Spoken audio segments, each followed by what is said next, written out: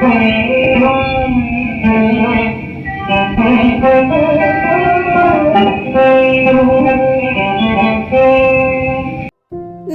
आप सभी का।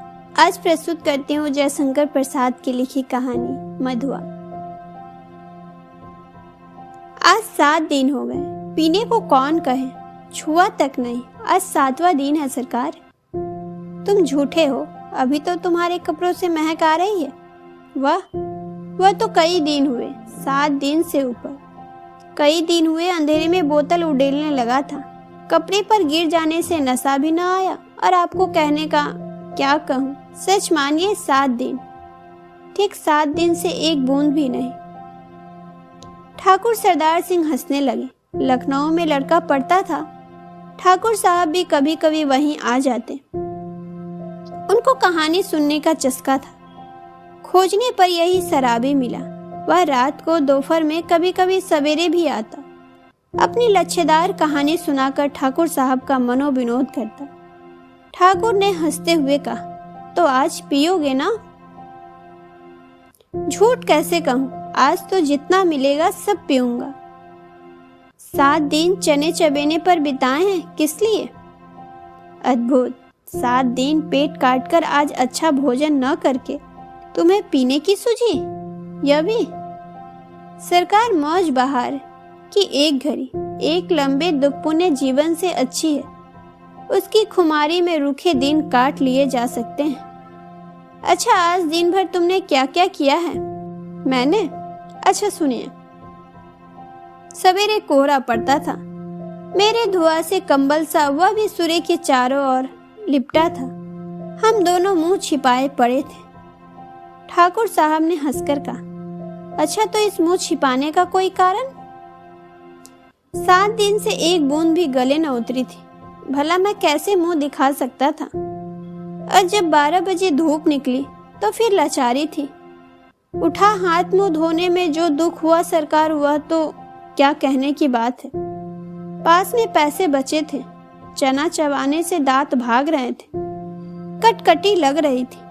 पराठे बालों के यहाँ पहुंचा, धीरे धीरे खाता रहा और अपने को सेकता भी रहा। फिर गोमती किनारे चला गया।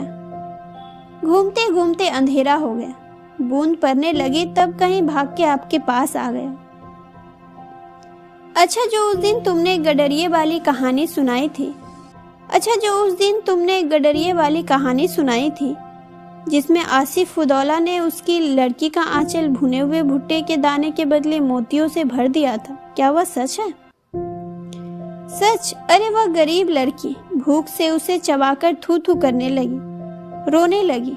ऐसे निर्दयी दिल लगी बड़े लोग कर बैठते हैं। सुना है श्री रामचंद्र ने भी हनुमान जी से ऐसा ही। ठाकुर साहब ठटकार कर हंसने लगे, पेट पकड़कर हंसते हंसते लौट गए। सांस बटोरते हुए संभल कर बोले, और बड़प्पन कहते किसे हैं? कंगाल तो कंगाल गधी लड़की, भला उसने कभी मोती देखे थे? चबाने लगी होगी। मैं सच कहता हूँ, आज तक तुमने जितनी कहानी सुनाई है सब में बड़ी टीस थी। शहजादों के दुखड़े, रंग महल की अभागनी बेगमों के निष्फल प्रेम करुणा कथा।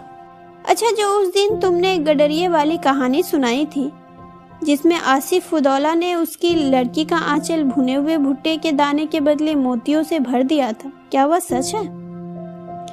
सच। अरे वह गरीब लड़की भूख से उसे चबाकर थू थू करने लगी, रोने लगी।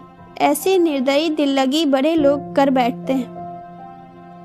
सुना है श्री रामचंद्र ने भी हनुमान जी से ऐसा ही। ठाकुर साहब ठटकार कर हंसने लगे, पेट पकड़कर हंसते हंसते लौट गए। सांस बटोरते हुए संभल कर बोले, और बड़प्पन कहते किसे हैं? कंगाल तो कंगाल गधी लड़की, भला उसने कभी मोती देखे थे? चबाने लगी होगी। मैं सच कहता हूँ, आज तक तुमने जितनी कहानी सुनाई है सब में बड़ी टीस थी। शहजादों के दुखड़े, रंग महल की अभागनी बेगमों के निष्फल प्रेम करुणा कथा। अंगीठी में कोयला दहक रहा था, शराबी सर्दी से ठुठरा जा रहा था। वह हाथ सेकने लगा। सहसा नींद से चौंककर ठाकुर साहब ने कहा, अच्छा जाओ, मुझे नींद लग रही है। वह देखो 1 रुपये पड़ा है, उठा लो। लल्लू को भेजते जाओ।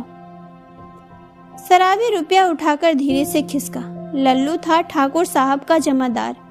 उसे खोजते हुए जब वह फाटक पर की बगल वाली कोठरी के पास पहुंचा तो सुकुमार कंठ से सिसकने की शब्द सुनाई पड़ा। वह खड़ा होकर सुनने लगा। तो सुगर रोता क्यों है? कुंवर साहब ने 2 ही लात लगाई है, कुछ गोली तो नहीं मार दी? कर्कश स्वर से लल्लू बोल रहा था, किंतु उत्तर में सिसकियों के साथ एकाध हिचकी ही सुनाई पड़ जाती थी। अब और भी कठोरता से लल्लू ने कहा, मधुआ जा सो रहा, नखरा न कर, नहीं तो उठूंगा तो खाल उधेड़ने लगूंगा, समझा ना? शराबी चुपचाप सुन रहा था। बालक की सिसकियां और बढ़ने लगी। फिर उसे सुनाई पड़ा, ले अब भागता है कि नहीं? क्यों मार खाने पर तुला है? भयभीत बालक बाहर चला आ रहा था। शराबी ने उसके छोटे से सुंदर गोरे मुख को देखा। आंसू की बूंदें ढुलक रही थी। बड़े दुलार से उसका मुंह पोंछते हुए उसको लेकर वह फाटक के बाहर चला आया। 10 बज रहे थे। कड़ाके की सर्दी थी। दोनों चुपचाप चलने लगे। शराबी की मौन सहानुभूति को उस छोटे से हृदय ने स्वीकार कर लिया। वह चुप हो गया।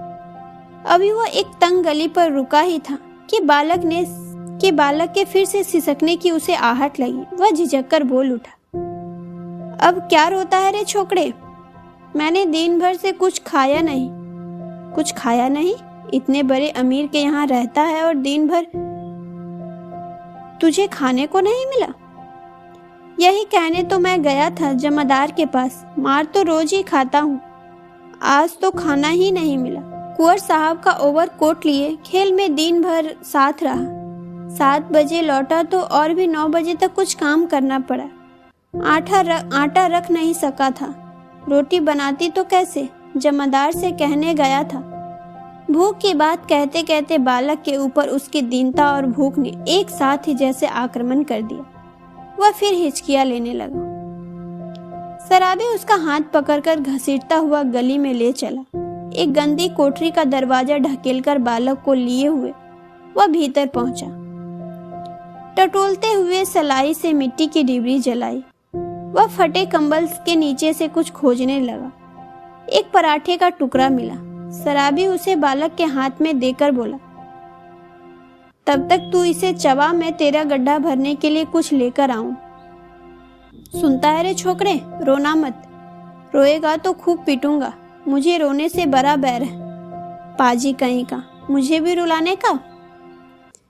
शराबी गली के बाहर भागा। उसके हाथ में 1 रुपये था। 12 आने का एक देसी अद्दा और 2 आने की चाय, 2 आने की कचौड़ियाँ, नहीं आलू मटर। अच्छा नहीं सही 4 आने के मांस ही ले लूंगा। पर यह छोकरा, इसका गड्ढा जो भरना होगा, यह कितना खाएगा और क्या खाएगा? उफ, आज तक तो कभी मैंने दूसरों के खाने का सोच विचार किया ही नहीं। तो क्या ले चलूं? पहले एक अद्धा तो ले लूं। इतना सोचते सोचते उसकी आंखों पर बिजली के प्रकाश की झलक पड़ी। उसने अपने को मिठाई की दुकान पर पड़ा पाया। वह शराब का अद्धा लेना भूलकर मिठाई पूरी खरीदने लगा। नमकीन लेना भी न भूला। पूरा 1 रुपये का सामान लेकर वह दुकान से हटा। जल्दी पहुंचने के लिए एक तरह से दौड़ने लगा। अपनी कोठरी में पहुंचकर उसने दोनों ही पात बालक के सामने सजा दी। उसकी सुगंध से बालक के गले में एक तरावट पहुंची। वह मुस्कुराने लगा। शराबी ने मिट्टी की गगरी से पानी उड़ेलते हुए कहा, नटखट कहीं का, हंसता है? सीधी बात नाक में पहुंची ना, ले खूब ठूस कर खा ले। और फिर रोया कि पिटा? दोनों ने बहुत दिन पर मिलने वाले मित्र की तरह साथ बैठकर भरपेट खाया। सीली जगह में सोते हुए बालक ने शराबी का पुराना बड़ा कोट ओढ़ लिया था। जब उसे नींद आ गई तो शराबी भी कंबल तानकर बड़बड़ाने लगा। सोचा था 7 दिन पर भरपेट पीकर सोऊंगा, लेकिन यह छोटा सा रोना पाजी न जाने कहां से आ धमका। एक चिंतापूर्ण आलोक में आज पहले पहल शराबी ने आंख खोलकर कोठरी में बिखरी हुई दरिद्र की विभूति को देखा और देखा उस घुटनों में कुंडी लगाए हुए निहित बालक को। उसने तिलमिलाकर मन ही मन प्रश्न किया, किसने ऐसे सुकुमार फूल को कष्ट देने के लिए निर्दयता की सृष्टि की? आर्य नियति, तब इसको लेकर मुझे घरबारी बनाना पड़ेगा। क्या दुर्भाग्य जिसे मैंने कभी सोचा भी न था। मेरी इतनी माया ममता जिस पर आज तक केवल बोतल का ही पूरा अधिकार था, इसका पक्ष क्यों लेने लगी? इस छोटे से पांजी ने मेरे जीवन के लिए कौन सा इंद्रजाल रचने का बेड़ा उठाया है? तब क्या करूं? कोई काम करूं? कैसे दोनों का पेट चलेगा? नहीं, भगा दूंगा इसे, आंख तो खोले। बालक अंगड़ाई ले रहा था, वह उठ बैठा। शराबी ने कहा, ले उठ, कुछ खा ले, अभी रात का बचा हुआ है, और अपनी राह देख। तेरा नाम क्या है रे? बालक ने सहज हंसी हंसकर कहा, मधुआ। भला हाथ मुंह भी न धोऊं और खाने लगूं? और जाऊंगा कहाँ? कहाँ बताऊं इसे कि चला जाए? कह दूं कि भाड़ में जा? किंतु वह आज तक दुख की भट्टी में जलता ही तो रहा है। तो वह सचमुच घर से झल्लाकर सोचता हुआ निकला, ले पांजी, अब यहाँ लौटूंगा ही नहीं, तू ही इस कोठरी में रह। शराबी घर से निकला। गोमती किनारे पहुंचने पर उसे स्मरण हुआ कि वह कितनी ही बातें सोचता आ रहा था, पर कुछ भी सोच न सका। हाथ मुंह धोने में लगा। उजली धूप निकल आई थी। वह चुपचाप गोमती की धार को देख रहा था। धूप की गर्मी से सुखी होकर वह चिंता भुलाने का प्रयत्न कर रहा था कि किसी ने पुकारा, भले आदमी रहे कहाँ, सालों पर दिखाई पड़े, तुमको खोजते खोजते मैं थक गया। शराबी ने चौंक कर देखा। वह कोई जान पहचान का तो मालूम होता था, पर कौन यह ठीक ठीक न जान सका। उसने फिर कहा, तुम ही से कह रहे हैं, सुनते हो? उठा ले जाओ अपनी इंसान धरने की कल, नहीं तो सड़क पर फेंक दूंगा। एक ही तो कोठरी है जिसका 2 रुपए किराया देता हूँ, उसमें क्या मुझे अपना कुछ रखने के लिए नहीं है? ओहो राम जी, तुम हो भाई, मैं भूल गया था। तो चलो आज ही उसे उठा लाता हूँ। कहते हुए शराबी ने सोचा, अच्छी रही, उसी को बेचकर कुछ दिन तक काम चलेगा। गोमती नहाकर राम जी उसका साथी पास ही अपने घर पर पहुंचा। शराबी को कल देते हुए उसने कहा, ले जाओ, किसी तरह मेरी इससे पिंडा छूटे। बहुत दिनों पर आज उसको कल ढोना पड़ा। किसी तरह अपनी कोठरी में पहुंचकर उसने देखा कि बालक बैठा है। बरबराते हुए उसने पूछा, क्या रे, तूने कुछ खा लिया कि नहीं? भरपेट खा चुका हूँ, और वह देखो तुम्हारे लिए भी रख दिया है। कहकर उसने अपनी स्वाभाविक मधुर हंसी से उस रूखी कोठरी को तर कर दिया। शराबी एक क्षण चुप रहा, फिर चुपचाप जलपान करने लगा। मन ही मन सोच रहा था, यह भाग्य का संकेत नहीं तो और क्या है। चलो फिर लेकर सान देने का काम चलता करूं, दोनों का पेट भरेगा। वही पुराना चरखा फिर सिर पड़ा। नहीं तो 2 बातें किस्सा कहानी इधर उधर की कहकर अपना काम चला ही लेता था, पर अब तो बिना कुछ किए घर नहीं चलेगा। जल पीकर बोला, क्या रे मधुआ, अब तू कहाँ जाएगा? कहीं नहीं, यह लो। तो फिर क्या यहाँ जमा घड़ी है कि मैं खोद खोद कर तुझे मिठाई खिलाता रहूंगा? तब कोई काम करना चाहिए। करेगा? जो कहो। अच्छा, तो आज से मेरे साथ साथ घूमना पड़ेगा, या कल तेरे लिए लाया हूँ। चल, आज से तुझे सान देना सिखाऊंगा। कहाँ, इसका कुछ ठीक नहीं। पेड़ के नीचे रात बिता सकेगा ना? कहीं भी रह लूंगा, पर उस ठाकुर की नौकरी न कर सकूंगा। शराबी ने एक बार निश्चित दृष्टि से उसे देखा। बालक की आंखें दृढ़ निश्चय की सौगंध खा रही थी। शराबी ने मन ही मन कहा, बैठे बिठाए यह हत्या कहाँ से लगी? अब तो शराब न पीने की मुझे भी सौगंध लेनी पड़ी। वह साथ ले जाने वाली वस्तु को बटोरने लगा। एक गड्ढर का और दूसरा कल का 2 बोझ हुआ। शराबी ने पूछा, तू किसे उठाएगा? जिसे कहो। अच्छा, तेरा बाप जो मुझको पकड़े तो? कोई नहीं पकड़ेगा, चलो भी। मेरे बाप कभी के मर गए। शराबी आश्चर्य से उसका मुख देखता हुआ कल उठाकर खड़ा हो गया। बालक ने गड्ढरी लादी और दोनों कोठरी छोड़कर चल पड़े। जयशंकर प्रसाद जी की यह कहानी मधुआ मानवता, करुणा और आत्म परिवर्तन की मार्मिक अभिव्यक्ति है। इसमें एक शराबी व्यक्ति जो अपने जीवन की निराशा और दुख को भुलाने के लिए नशे का सहारा लेता है, एक भूखे बेसहारा बालक मधुआ से मिलकर मानवता का सच्चा अर्थ समझता है।